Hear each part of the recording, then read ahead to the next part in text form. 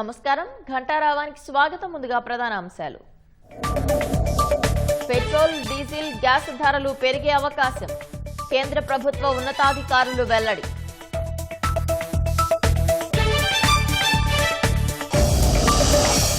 కల్తీ నెయ్యి సరఫరాకు ప్రధాన కుట్రదారు ధర్మారెడ్డి. నిబంధనల సడలింపులకు అనుమతిచ్చారన్న ఏకసభ్య కమిషన్.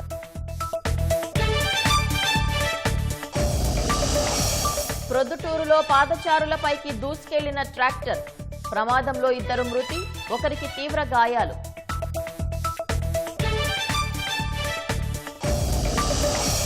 తూర్పుగోదావరి జిల్లాలోని Kadiyam Andhra paper mill lockout.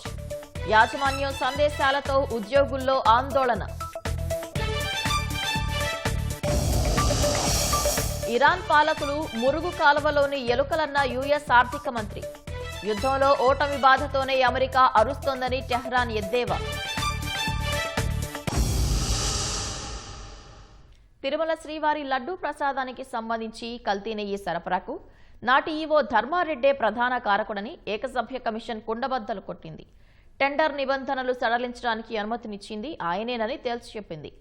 ఆయన నిర్ణయాల వల్లే టీటీడీలోకి కల్తీ నెయ్యి సరఫరా సంస్థలు చొరబడ్డాయని తేటతెల్లం చేసింది. వాటిని బ్లాక్ లిస్టులో పెట్టకుండా కొనసాగించాలని స్పష్టం చేసింది. ధర్మారెడ్డిపై క్రమశిక్షణ చర్యలు తీసుకోవాలని ప్రభుత్వానికి ఇచ్చిన నివేదికలో కమిటీ సిఫార్సు చేసింది. అప్పటి ఈవో అనిల్ కుమార్ సింఘాల్, ఆర్థిక సలహాదారు బాలాజీ సహా మరికొందరి ప్రమేయాన్ని కమిటీ ప్రస్తావించింది. వారిపై క్రమశిక్షణ చర్యలు తీసుకోవాలని ప్రభుత్వానికి సిఫార్సు చేసింది. వైసీపీ ప్రభుత్వ హయాంలో తిరుమల శ్రీవారి లడ్డూ ప్రసాదం తయారీ కోసం కల్తీ నెయ్యి సరఫరా జరగడానికి నాటి ఈవో ఏవి ధర్మారెడ్డే ప్రధాన కారణమని ఏకసభ్య కమిషన్ నిగ్గు తేల్చింది. నాణ్యమైన నెయ్యి సరఫరాకు తూట్లు పొడిచేలా టెండరు నిబంధనలు సడలించడానికి ఆయనే అనుమతిచ్చారని స్పష్టం చేసింది. ఆయన చర్యల వల్ల టీటీడీ నెయ్యి కొనుగోలు ప్రక్రియ పూర్తిగా ప్రమాదంలో పడిపోయిందని ఏకసభ్య కమిషన్ తన నివేదికలో వెల్లడించింది. సరఫరా సంస్థల అర్హతలు, విశ్వసనీయత, వాటి సామర్థ్యం, నాణ్యత హామీ, వ్యవస్థలు సరిగ్గా ఉన్నాయా లేదా అనేది పరిశీలించడంలో ధర్మారెడ్డి విఫలమయ్యారని నిర్ధారించింది. దీనివల్లే మోసపూరిత సంస్థలకు నెయ్యి సరఫరా ఆర్డర్లు లభించాయని తెలిపింది. విధుల పట్ల తీవ్ర నిర్లక్ష్యంగా వ్యవహరించిన ధర్మారెడ్డిపై క్రమశిక్షణా చర్యలు తీసుకోవాలని ప్రభుత్వానికి సిఫార్సు చేసింది.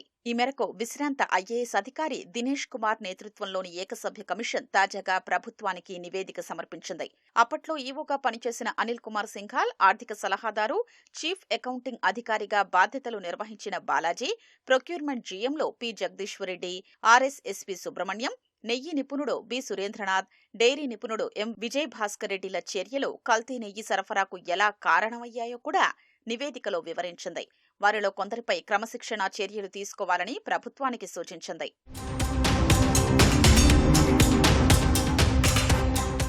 ధర్మారెడ్డి 2019 జూలై 12 నుంచి 2022 మే 8 వరకు టీటీడీ ప్రత్యేకాధికారిగా అదనపు ఈవోగా పనిచేశారు. 2022 మే 8 నుంచి 2024 జూన్ 10 వరకు ఈవోగా పూర్తి అదనపు బాధ్యతలు నిర్వర్తించారు.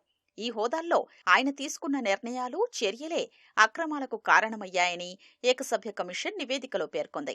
2022 ఫిబ్రవరి 14న ధర్మారెడ్డి అధ్యక్షతన జరిగిన సమావేశంలోనే నెయ్యి సరఫరా టెండరు నిబంధనల సడలింపునకు అనుమతిచ్చారని వెల్లడించింది. 2021 డిసెంబర్లో భోలేబాబా డైరీకి నెయ్యి సరఫరా కాంట్రాక్టు ఇచ్చారని తెలిపింది. 2022 జూన్లో దానిపై అనర్హత వేటు వేశారని పేర్కొంది. అయినా నెయ్యి సరఫరా కొనసాగించడానికి ఆ సంస్థకు ధర్మారెడ్డి అనుమతిచ్చారని స్పష్టం చేసింది. భోలేబాబా, వైష్ణవి, ప్రీమియర్ డైరీలో కల్తీ నెయ్యి సరఫరా చేస్తున్నాయని 2022 ఆగస్టులోనే తేలినా వాటిని బ్లాక్ లిస్టులో పెట్టకుండా టీటీడీకి నెయ్యి సరఫరా కొనసాగించేలా చేశారని ఏకసభ్య కమిషన్ వివరించింది. ఇది తీవ్ర నిర్లక్ష్యమని తేల్చి చెప్పింది. టెండరు నిబంధనల అమల్లో ధర్మారెడ్డి విఫలమయ్యారని స్పష్టం చేసింది. ఆయన చర్యల వల్ల అనేక విధానపరమైన లోపాలు తలెత్తాయని, కల్తీ నెయ్యి రాకుండా కాపాడే రక్షణ వ్యవస్థలు నిర్వీర్యమైపోయాయని నివేదికలో కమిషన్ వివరించింది. కల్తీ నెయ్యి వ్యవహారాన్ని పాలక మండలి దృష్టికి తీసుకెళ్లడంలో అప్పటి ఈవో ధర్మారెడ్డి విఫలమయ్యారని ఏకసభ్య కమిషన్ స్పష్టం చేసింది. బీటాసిటోస్టెరాల్ పరీక్షను తప్పనిసరి చేస్తూ 2022 జూలై 1 నుంచి అమల్లోకొచ్చిన నిబంధన గురించి పాలక మండలి దృష్టికి తీసుకెళ్లలేదని తెలిపింది. 2022 ఆగస్టులో 2 డైరీలతో నెయ్యి సరఫరా ఒప్పందం కుదుర్చుకున్నప్పుడు బీటాసిటోస్టెరాల్ పరీక్ష నిబంధన చేర్చకుండా వాటికి ఆమోదం తెలిపారని వెల్లడించింది. కల్తీ నెయ్యి సరఫరా జరుగుతోందంటూ మైసూరులోని CFTRI సంస్థ నిగ్గు తేల్చిన తరువాత ఈ నిర్ణయం తీసుకున్నారని పేర్కొంది. 2022 జూలై 1 నుంచే బీటా సిటోస్టెరాల్ పరీక్ష తప్పనిసరైన 2023 నవంబర్ 14 వరకు ఆ నిబంధనను నెయ్యి సరఫరా టెండరు షరతుల్లో చేర్చలేదని నివేదికలో వెల్లడించింది. నెయ్యి సరఫరా టెండరు నిబంధనల సడలింపుతో తలెత్తే ప్రతికూల ప్రభావాల్ని అంచనా వేయకుండా ఆ ప్రతిపాదనలకు అప్పట్లో ఈవోగా పనిచేసిన అనిల్ కుమార్ సింఘాల్ ఆమోదం తెలిపారని ఏకసభ్య కమిషన్ స్పష్టం చేసింది. తరువాత పాలక మండలి ముందు ఆ ప్రతిపాదనను పెట్టడంతో అక్కడ ఆమోదం పొందిందని వివరించింది. టెండరు నిబంధనల సడలింపు ప్రతిపాదనలు ఆమోదించేటప్పుడు తగిన జాగ్రత్త తీసుకోలేదని తెలిపింది. ఫలితంగానే కల్తీ నెయ్యి సరఫరాకు అవకాశం కలిగిందని వెల్లడించింది. టీటీడీ ఆర్థిక సలహాదారు, చీఫ్ అకౌంటింగ్ అధికారిగా వ్యవహరించిన ఓ బాలాజీ కల్తీ నెయ్యి సరఫరా సంస్థలో చొరబాటుకు కారకుడని ఏకసభ్య కమిషన్ తేల్చి చెప్పింది. నెయ్యి సరఫరా టెండరు నిబంధనల సడలింపుతో తలెత్తే ప్రతికూల ప్రభావాల్ని అంచనా వెయ్యలేదని వెల్లడించింది. బీటా సిటోస్టెరాల్ పరీక్షను తప్పనిసరి చేస్తూ 2022 జూలై 1 నుంచి అమల్లోకొచ్చిన నిబంధనను టెండరు షరతుల్లో చేర్చకుండా జాప్యం చేశారని తెలిపింది. ఆ నిబంధన చేర్చకుండానే 2 డైరీలతో ఒప్పందానికి సిఫార్సు చేశారని వివరించింది.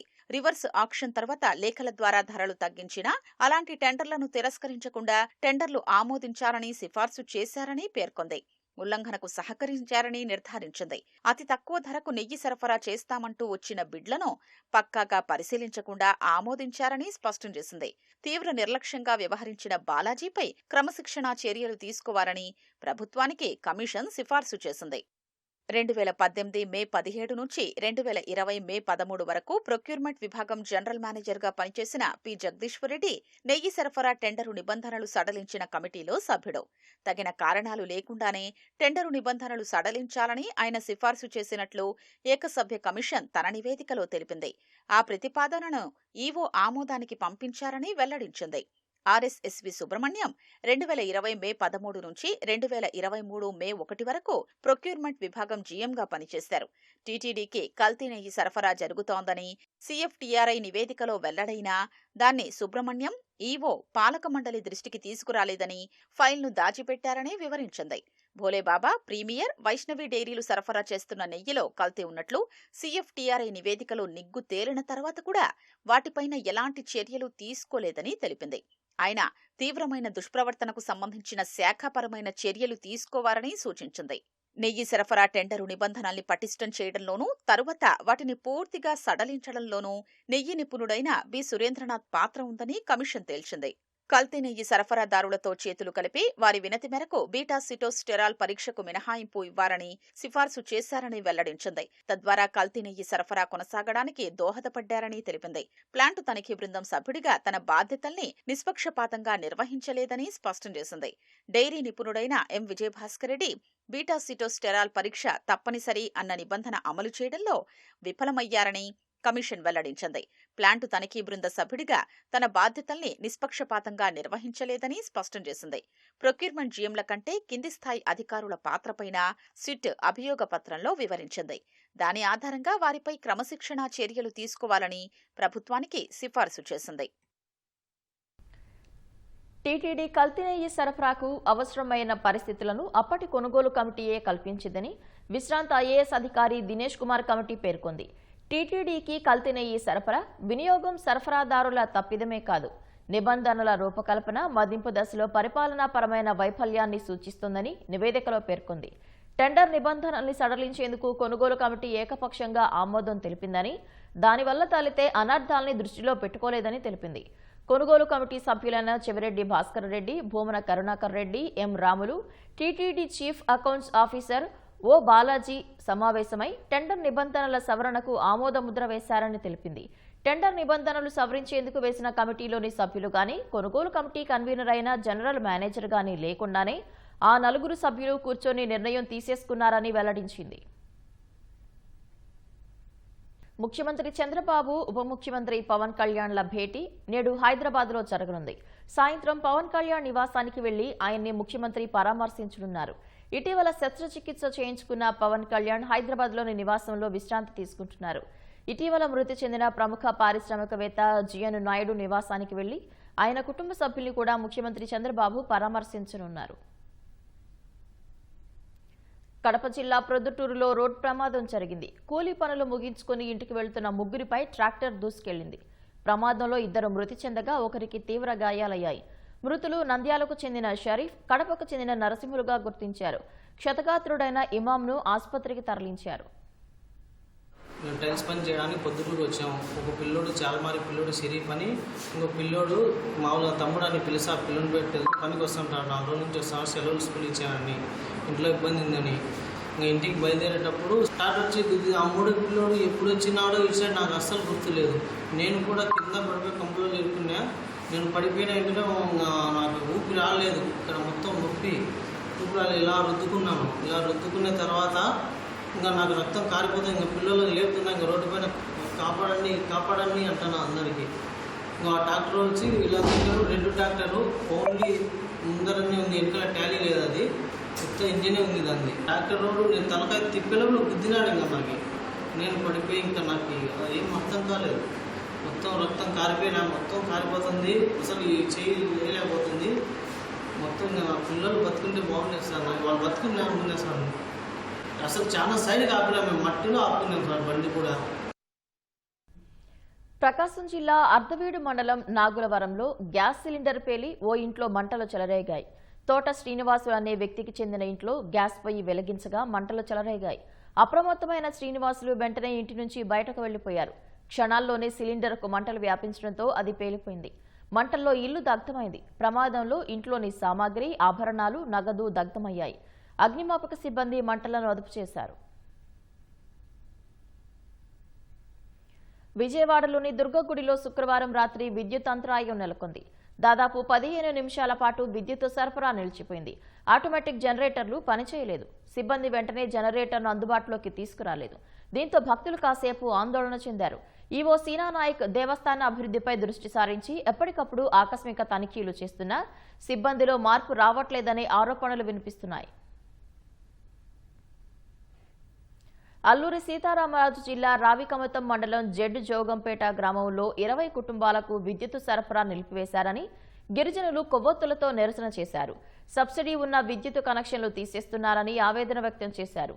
విద్యుత్ అధికారులు బెదిరిస్తున్నారని, అధిక బిల్లుల పేరు మీద ఎక్కువ వసూలు చేస్తున్నట్లు వాపోయారు.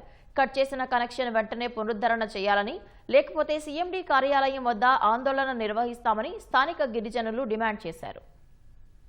వర్షాకాలం వస్తే చాలు మాకు అసలు మాకు కరెంట్ అయితే ఉండట్లేదు. 4-5 రోజుల దాకా కరెంట్ ఉండట్లేదు. అసలు వాటర్కి అయితే అసలు ఇబ్బంది అయిపోతున్నాం. ఓట్లకి వెళ్ళి తెచ్చుకోవాల్సి వస్తుంది. చాలా దూరం. ఆ వాటర్ ఈ వాటర్ తాగడం వల్ల మాకైతే జలుబులు, జ్వరాలతో కూడా బాధపడుతున్నాం. పిల్లలతోటి చాలా ఇబ్బంది అయిపోతుంది. మాకు 3 ఫేజ్ కరెంట్ కూడా ఉండట్లేదు. 20 కుటుంబాలవి విద్యుత్ వైర్లు కట్ చేసి వెళ్ళిపోయారు. మేము బిల్లు కడతామని చెప్పినా సరే లైన్ మ్యాన్ పైనుంచి మాకు ఒత్తిడి ఉంది, దానివల్ల బిల్లులు కట్ చేస్తామని చెప్పి ఇంటింటికి వెళ్ళి కట్ చేయడం అన్యాయం. ఒక బిల్లుకి కనీసం ఒక నెలకి 18 యూనిట్లు 19 యూనిట్లే, కానీ బిల్లు మాత్రం 3,000-4,000 రూపాయలు రావడం దుర్మార్గమైంది. అందుకని సీఎండీ గారికి ఫిర్యాదు చేస్తాం.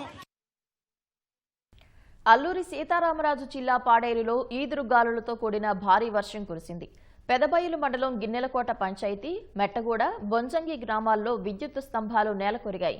బలమైన ఈదురుగాలుల కారణంగా ఇంటి పైకప్పులు ఎగిరిపోయాయి. సుమారు 20 ఇళ్లకు భారీ నష్టం జరిగింది.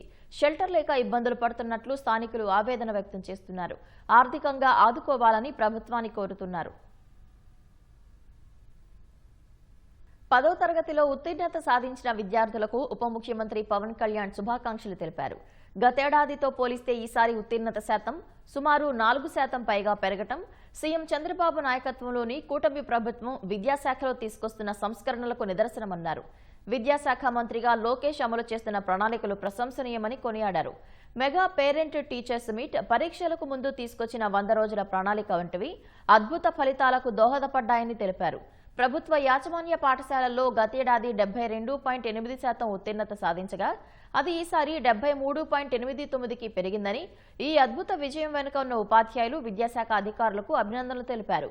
అత్యుత్తమ ఫలితాలు సాధించిన వారిని అభినందించిన పవన్ కళ్యాణ్కు మంత్రి లోకేష్ ధన్యవాదాలు తెలిపారు. ఇది మనందరి విజయం పవన్ అన్న అంటూ ఎక్స్ వేదికగా పోస్ట్ చేశారు. టీచర్లు, విద్యార్థులు, తల్లిదండ్రులు, విద్యాశాఖ ప్రభుత్వ సమష్టి కృషితో సాధ్యమైందని తెలిపారు. మీ అందరి సహకారంతో విద్యాశాఖను దేశానికే రోల్ మోడల్ గా నిలుపుతానని పవన్ కు లోకేష్ తెలిపారు. ఎన్టీఆర్ వైద్య సేవా ట్రస్ట్ అనుబంధ ప్రైవేట్ ఆసుపత్రుల యాజమాన్యాలకు కూటమి ప్రభుత్వం బకాయిల్లో ఇప్పటివరకు 501 కోట్ల వరకు చెల్లించింది. పెండింగ్ లో ఉన్న మొత్తంలో tri-party bill discounting agreement TBDA విధానంలో 1000 కోట్లు చెల్లించాలని కూటమి ప్రభుత్వం నిర్ణయించింది. ఇందుకు అనుగుణంగా AP power finance corporation, NTR Vaidya Seva trust ఆసుపత్రుల యాజమాన్యాల మధ్య కుదిరిన ఒప్పందాలు అనుసరించి గత సోమవారం నుంచి చెల్లింపులు జరుగుతున్నాయి. మొత్తం 278 ఆసుపత్రుల యాజమాన్యాలకు కలిపి 501 కోట్ల వరకు చెల్లింపులు జరిగినట్లు NTR Vaidya Seva trust incharge director of secondary health Chakradhar Babu తెలిపారు. బిల్లు డిస్కౌంటింగ్ విధానంలో బకాయిలు పొందేందుకు 873కు గాను 531 ఆసుపత్రుల యాజమాన్యాలు దరఖాస్తు చేశాయని, వీటిలో 336 దరఖాస్తుల పరిశీలన పూర్తయిందని వెల్లడించారు. గుంటూరు పార్లమెంటు పరిధిలోని తెలుగుదేశం పార్టీ ప్రజాప్రతినిధులకు కేంద్ర మంత్రి పెమ్మసాని చంద్రశేఖర్ తాడేపల్లిలోని తన నివాసంలో ఆత్మీయ విందు ఇచ్చారు. విందు భేటీకి మంత్రి నారా లోకేష్ హాజరయ్యారు. పార్టీ బలోపేతంపై నేతలు సమాలోచనలు జరిపారు. రాష్ట్రంలోని తాజా రాజకీయ పరిణామాలతో పాటు గుంటూరు జిల్లాలో జరుగుతున్న అభివృద్ధి, సంక్షేమ కార్యక్రమాలపై నేతలు చర్చించారు. నియోజకవర్గాల వారీగా జరుగుతున్న అభివృద్ధి కార్యక్రమాలు, ప్రణాళికపై సమాలోచనలు చేశారు. గడిచిన 22 నెలల కాలంలో సాధించిన అభివృద్ధి, నిధుల సేకరణ అంశాలపై నేతలు చర్చించారు. పార్టీ ప్రతిపక్షంలో ఉన్న సమయంలో కార్యకర్తలు ఎదుర్కొంటున్న ఇబ్బందులను పెమ్మసాని, ఇతర ఎమ్మెల్యేలు, మంత్రి లోకేష్ దృష్టికి తీసుకువెళ్లారు. ఏ సమస్య వచ్చినా తాను అండగా ఉంటానని ప్రజాప్రతినిధులకు లోకేష్ హామీ ఇచ్చారు. కూటమి పాలనలోనే రాష్ట్రానికి భారీగా పెట్టుబడులు సాధించామని, తద్వారా యువతకు పెద్ద సంఖ్యలో ఉద్యోగ, ఉపాధి అవకాశాలు లభిస్తాయని మంత్రి చెప్పారు. తూర్పుగోదావరి జిల్లాలో కీలకమైన కడియం ఆంధ్ర పేపర్ మిల్ను యాజమాన్యం లాకౌట్ చేస్తున్నట్లు ప్రకటించింది. పర్మనెంట్ ఉద్యోగులు ఎవరూ మిల్కు రావద్దంటూ యాజమాన్యం సందేశాలు పంపింది. ఈ మేరకు ఉద్యోగులకు సంక్షిప్త సమాచారాన్ని చేరవేయడంతో కార్మికుల్లో ఆందోళన రేపింది. యాజమాన్యం నిర్ణయంపై ఆందోళన చెందిన కార్మికులు, కుటుంబాలు మిల్ ముందు ఆందోళన చేపట్టాయి. సమస్యలు పరిష్కరించాలంటూ కొన్ని రోజులుగా ఆందోళనకు దిగిన కార్మికులు ధర్నాలు చేస్తున్నారు. ఆ సమయంలో యాజమాన్యం లాకౌట్ ప్రకటించింది. మేడే రోజు ప్రకటన రావడంతో కార్మికులు, సంఘాలు ఆందోళన బాట పట్టాయి. పశ్చిమాసియాలో ఉద్రిక్తతలు కొనసాగుతున్న వేళ భారత్లో పెట్రోల్, డీజిల్, వంట గ్యాస్ ధరలు పెరిగే అవకాశం ఉందని కేంద్ర ప్రభుత్వ ఉన్నతాధికారులు తెలిపారు.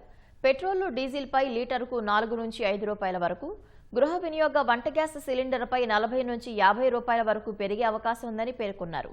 ఈ పెంపుపై కేంద్ర ప్రభుత్వం 5 నుంచి 7 రోజుల్లో తుది నిర్ణయం తీసుకుంటుందని వెల్లడించారు. ప్రభుత్వం ఈ ప్రతిపాదనలను ఆమోదిస్తే 4 ఏళ్లలో పెట్రోల్, డీజిల్ ధరల పెంపు ఇదే తొలిసారి కానుంది. 4 రాష్ట్రాలు, ఒక కేంద్రపాలిత ప్రాంతంలో అసెంబ్లీ ఎన్నికలు ముగిసిన తర్వాత ఇంధన ధరలు పెరుగుతాయని ప్రచారం జరిగింది. అయితే అలాంటి అవకాశం లేదని ప్రభుత్వం ఇటీవల స్పష్టం చేసింది.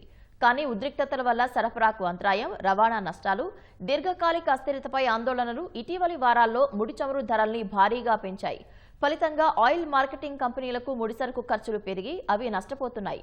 ప్రస్తుతం ధరల పెంపునకు సంబంధించిన సమయం, పరిమాణంతో సహా ప్రత్యామ్నాయాలను అంచనా వేస్తూ అంతర్గత చర్చలు జరుగుతున్నాయి. చమురు కంపెనీలపై ఒత్తిడిని తగ్గించడం, అదే సమయంలో ధరల పెంపు వల్ల ద్రవ్యోల్బణం పెరగకుండా చూసుకోవడం మధ్య సమతుల్యతను సాధించడానికి ప్రభుత్వం ప్రయత్నిస్తోందని అధికారులు తెలిపారు.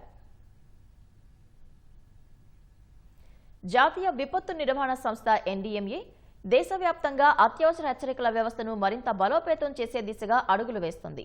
ఇందులో భాగంగా ఇవాళ ఉదయం 11:15 నుంచి 12:15 మధ్య అన్ని రాష్ట్రాలు, కేంద్రపాలిత ప్రాంతాల్లోని ప్రజల మొబైల్ ఫోన్లకు పరీక్షా సందేశాలు, టెస్ట్ అలర్ట్స్ ను పంపనున్నారు. దేశ సరిహద్దు ప్రాంతాలతో పాటు ఇటీవల ఎన్నికలు జరిగిన రాష్ట్రాల్లో ఈ పరీక్షలకు మినహాయింపు ఇచ్చారు. ఈ సెల్ బ్రాడ్కాస్ట్ పరీక్షలో భాగంగా ప్రజల మొబైల్ ఫోన్కు బీప్ శబ్దం లేదా వైబ్రేషన్తో కూడిన నోటిఫికేషన్ రావచ్చు. ఇది పూర్తిగా వ్యవస్థ పనితీరును మెరుగుపరచడం కోసం చేస్తున్న ప్రక్రియ మాత్రమేనని రాష్ట్ర విపత్తుల నిర్వహణ సంస్థ స్పష్టం చేసింది. ఈ పరీక్ష సందేశం అందుకున్న ప్రజలు ఎలాంటి ఆందోళన చెందాల్సిన పని లేదని తెలిపింది. దీనిపై ఎటువంటి చర్యలు తీసుకోవాల్సిన అవసరం లేదని చెప్పింది. ఈ సెల్ బ్రాడ్కాస్ట్ వ్యవస్థ ద్వారా ప్రకృతి వైపరీత్యాలు లేదా అత్యవసర పరిస్థితుల్లో లక్షలాది మందికి తక్కువ సమయంలో సమాచారాన్ని చేరవేయొచ్చని అధికారులు తెలిపారు. తూర్పుగోదావరి జిల్లా రాజానగరం జాతీయ రహదారిపై అర్ధరాత్రి రోడ్ ప్రమాదం జరిగింది. వైజాగ్ నుంచి హైదరాబాద్ వెళ్తున్న ప్రైవేటు ట్రావెల్స్ బస్సు పాలలోడ్తో ఉన్న ట్రక్కును ఢీకొంది. ఘటనలో ట్రావెల్ బస్సు, ట్రక్కు ముందు భాగాలు దెబ్బతిన్నాయి. ఆ సమయంలో బస్సులో 42 మంది ప్రయాణిస్తున్నారు. ఎవరికీ ఎలాంటి ప్రమాదం జరగకపోవడంతో అంతా ఊపిరి పీల్చుకున్నారు. వారంతా వేరే బస్సులు ఎక్కి వెళ్లిపోయారు. అంతకుముందు అదే స్థానంలో కారు ప్రమాదం జరగడంతో స్థానికులు ఆవేదన వ్యక్తం చేస్తున్నారు. ప్రమాదాలు జరగకుండా సూచిక బోర్డు ఏర్పాటు చేయాలని కోరుతున్నారు.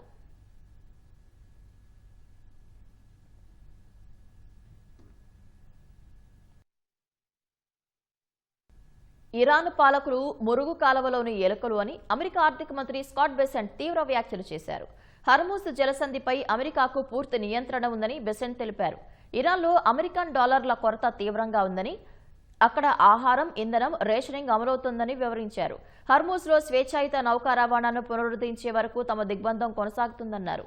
అమెరికా వ్యాఖ్యలపై ఇరాన్ అంతే ధీటుగా స్పందించింది. యుద్ధంలో ఓడిపోయామన్న బాధతోనే అమెరికా ఇలా అరుస్తోందని ఎద్దేవా చేసింది. కాగా ఇరాన్ చుట్టూ అమెరికా విధించిన నౌకాదళ దిగ్బంధం ఆ దేశ ఆర్థిక మూలాలను దెబ్బతీస్తోంది. కేవలం గల్ఫ్ ఆఫ్ ఒమన్, హర్ముజ్ జలసంధి ప్రాంతాల్లో అమెరికా ఆపరేషన్ల వల్ల ఇరాన్ 46,000 కోట్ల రూపాయల చమురు ఆదాయాన్ని కోల్పోయిందని పెంటగాన్ అంచనా వేసింది. అటు ఉద్రిక్తతల నేపథ్యంలో పశ్చిమాసియాలోని మిత్ర దేశాలకు భారీగా ఆయుధాలను విక్రయించేందుకు అమెరికా సిద్ధమైంది. ఇజ్రాయెల్, ఖతారు, కువైట్, యుఏఈలకు 81,600 కోట్ల విలువైన సైనిక సామాగ్రిని విక్రయించేందుకు అమెరికా విదేశాంగ శాఖ ఆమోదం తెలిపింది. మరోవైపు ఇరాన్ యుద్ధాన్ని విమర్శించిన జర్మనీపై అమెరికా చర్యలకు దిగింది.